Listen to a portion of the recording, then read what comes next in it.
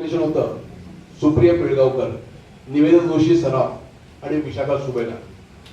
या 3 नॉमिनेशन मधनं त्यावेळेचा मोठा सन्मान विशाखाला मिळाला होता.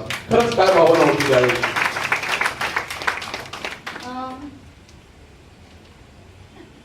ऍक्च्युली मटा सन्मानला जायला आम्हाला आमंत्रण पण नव्हतं नॉमिनेशन पार्टीला. म्हणजे जेव्हा नॉमिनेशन डिक्लेअर होतात तेव्हा, कारण मी अगदीच नवी, एकदा भटाचं नुकतंच नवीन नाटक, कोण विशाखा जोगेदार हे माहितीही नव्हतं.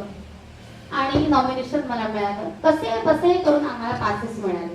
कसे बसे म्हणजे आमची एक मैत्रीण आहे, रामबंधू मध्ये ती कामाला होती.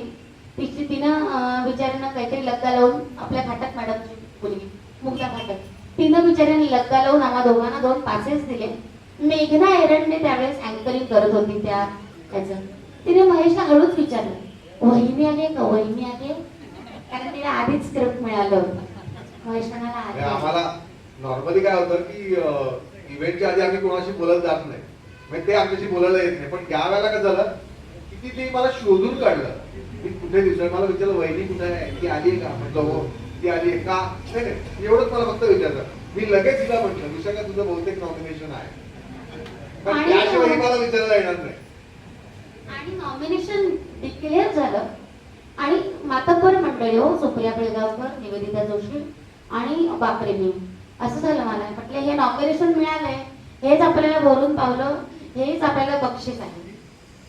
आणि समारंभाचा दिवस उजाडला.